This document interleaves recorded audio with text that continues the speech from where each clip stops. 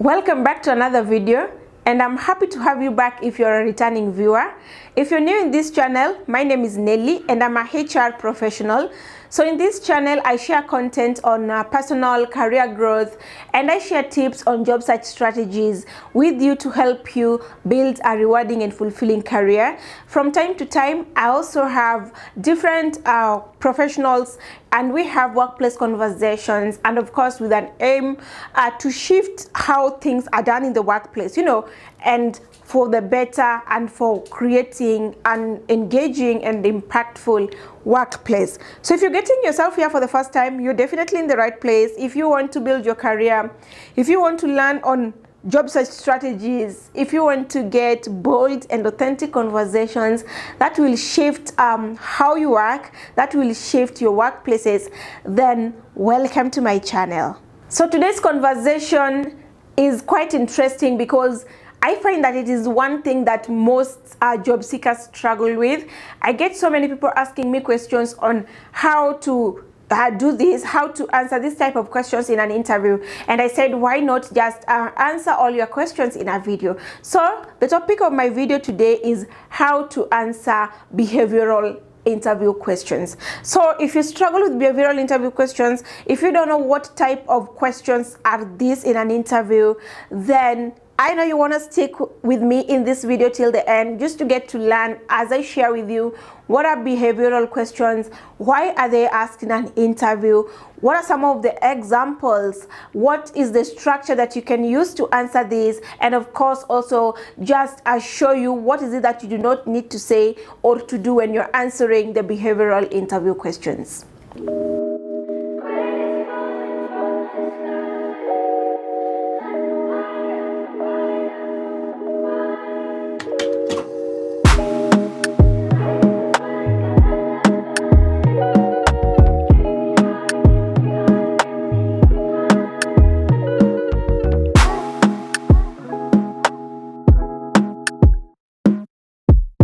So to start this conversation, it will be important to explain to you what a behavioral interview question is all about. Just from the term behavioral, there's a word behavior from the term behavioral. So just from this term and just from the name, these questions are those that test, or rather try to predict future behavior in reference to a previous behavior. What I mean is that these questions are testing how you're likely to behave or how you are likely to react to a future or a possible workplace occurrence, I would say, or a possible workplace outcome that had either happened in your previous work or that is likely to happen in the job that you're being interviewed for. So basically that is the definition. I would say that is the basic or a layman's definition of a behavioral interview question. So now you're wondering then, why will somebody ask me a question that want to predict my behavior, and is behavior constant? How will somebody, why would somebody want to know how I will react in a scenario? So one of the reasons that these questions are asked in a job interview, of course, I'll just show you a list of a number, or I will just mention a number of reasons why this question is asked in an interview. The first one is to predict behavior, as I have said, is to predict behavior that should a similar situation occur in this work or in the future. How would you behave? How would you react to it? Another reason this question is asked is to test your decision-making skills. And you will see how as we go along and as I share some of the examples of these questions, because you'll see there are scenarios that wanted or requires you to make a decision, and most of the time tough decisions. So, and to my next reason why these questions are asked is to test your personality.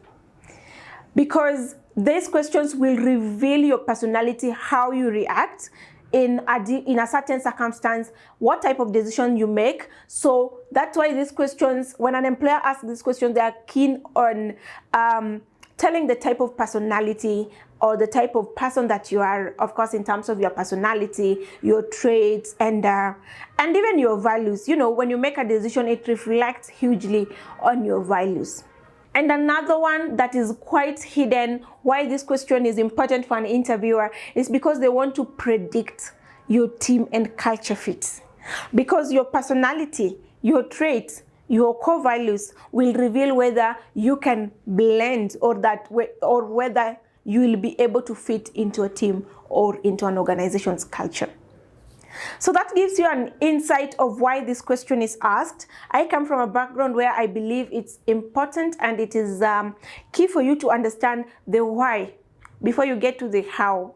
You know, why first, just to get why is it asked? Why is it even important? Because when you get to understand the importance, then it is very easy for you then to prepare adequately for such questions when you get into an interview.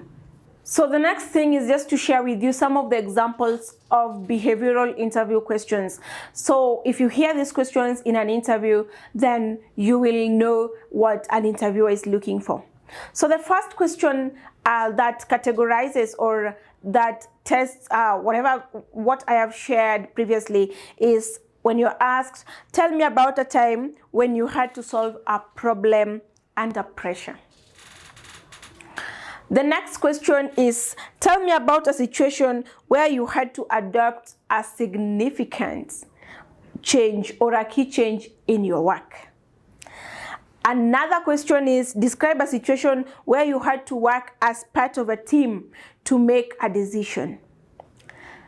The other question that you can be asked as a behavioral interview question, of course there are many, but I'm just sharing with you 5 for this video, is tell me about a time you had a conflict with a coworker. Then the last question out of my 5 is, share an example of a time when you faced a difficult decision at work.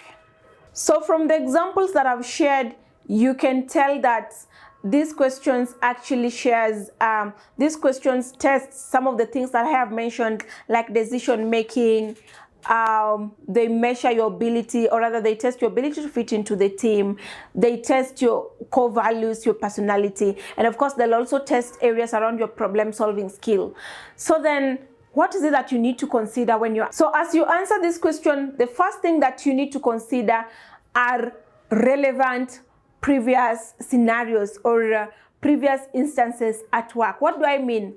So for example, the question that asked, tell me about a time when you had to make a difficult decision. So what you need to look at in this, just aligning it to what I've said, that these questions when you're answering this question, you need to look back at similar scenarios in your previous work or in your current work. So like that question test, when you're answering that question, you'll have to look back and just check when was a time that I handled a decision, a problem in my workplace. So what was the problem? You know, so there are questions that want you to speak about your real experience in your current or your previous work. So the next thing that you also have to consider when you're answering these questions is you need to consider your previous conflicts, and I think that is still taking me back to the past. Have you been in a position where you've had conflicts with your colleagues?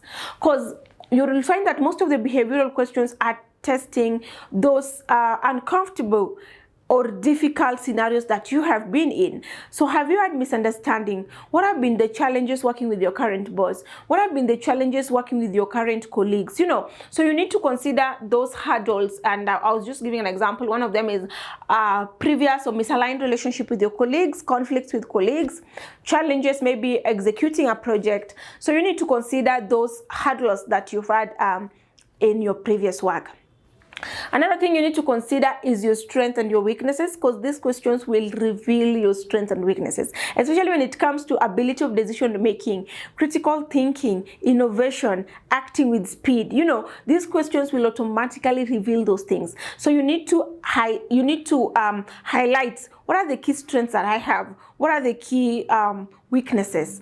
And another thing that you need to consider when answering this question, guys, is on the key, and I always call them the priority competencies needed for the job, so that when you're answering the questions, you're able to understand, align from the aspect of aspect of what does the job prioritize. If the job prioritizes somebody who's good with leadership, somebody who's good with decisions, then honestly you don't want to give an answer that will expose you and that will show that you're not good at decision making. So you need to understand and align your skills, align the skills and the key competencies that are a priority to this job, and just ensure that when you answer this question, you do not mess in terms of what the job prioritizes. The next thing you're gonna have to consider is competing priorities, because I said that this question tests your ability to make decisions. So you want to consider, or you want to look back at a time in your current or previous work where you had competing priorities and how did you navigate through.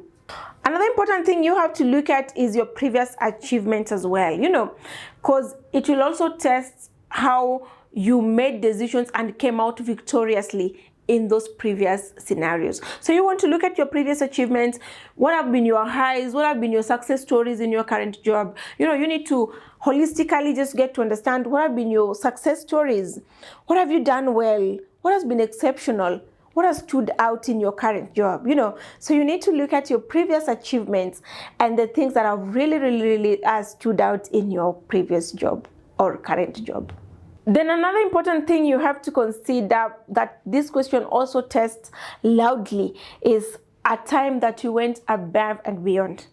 A time that you did what was not expected. A time that you went out of your way. Because it will ask you, tell me a time where, like one of the questions that I've shared, tell me a time where you had to make a decision under pressure. You know, maybe that means there was an urgent decision that needed to be made, and most likely you might have not been the person who was entrusted with that decision, or you had to make a decision without consulting so many people. So you'll have to, tell me a time where you had to complete maybe a project under very tight schedules or tight deadlines.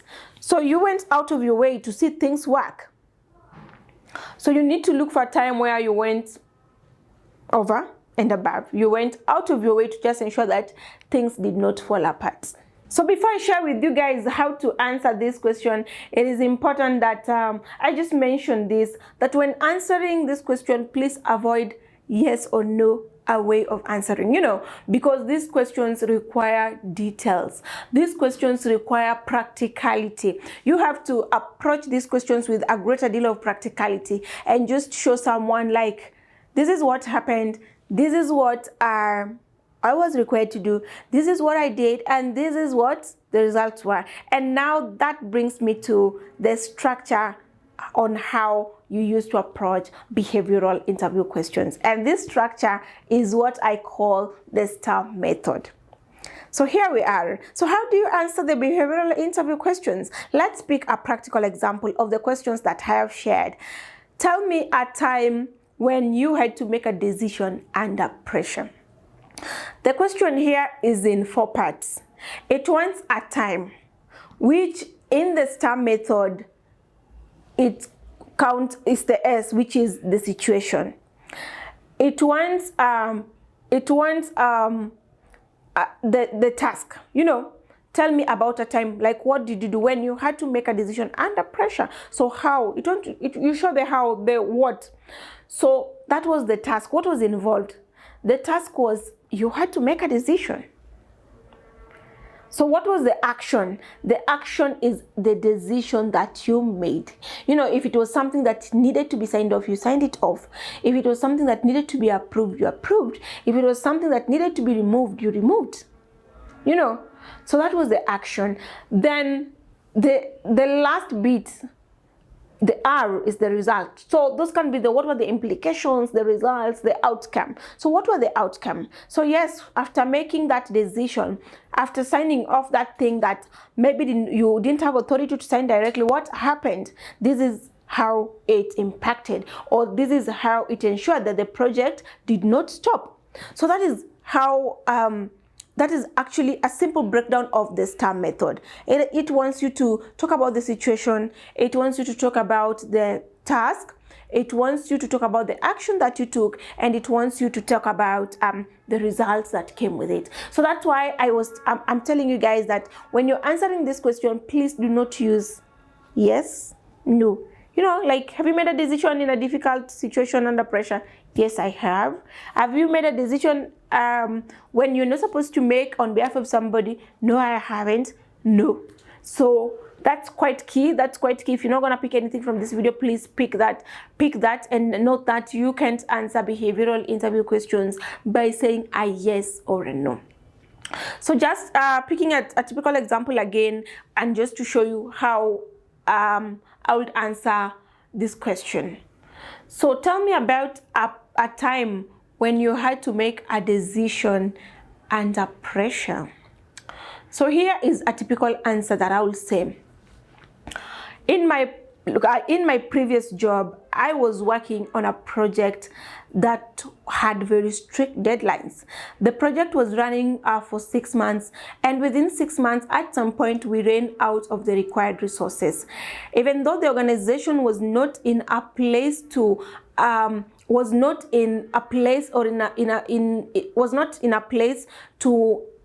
procure this equipment or whatever we needed to complete the project urgently, as they had to come from maybe overseas, I decided to talk to the vendor who was helping us to source, to use alternative ways which were quicker but will cost the organization more. I had to quickly seek an exceptional approval to get this approved so that we could get the equipment that we needed for the completion of this project. And this helped us to have the project completed within the required timeline. This did not, even though there was an increased cost in the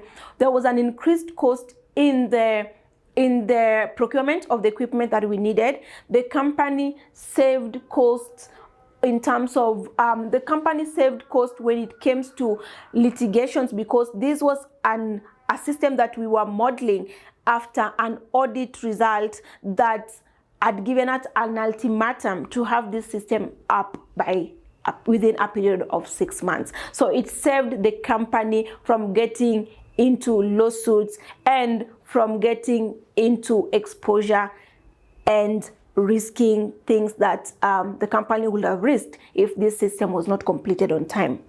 I don't know if you got how I have just taken you through. There are so many examples that I can give, but I think I was just giving you that to see how somebody stepped up and made that decision quickly, and how that decision just saved the company from getting into a mess with the regulator, or maybe whoever was concerned with the compliance of that process.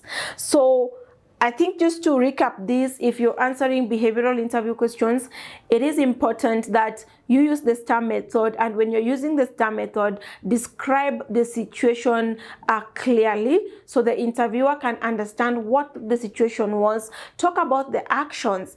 The actions are typically what you did. And guys, when you're talking about the action, sometimes what the interviewer is really focusing on is your contribution as an individual, not as a team. Even though I understand that sometimes we work on the project as a team, but when you're answering these questions, it's quite important that you pinpoint what your individual contribution is, because even in a team, there's an individual contribution and there's a team effort. So be very keen on articulating what your individual contribution was in all this entire process.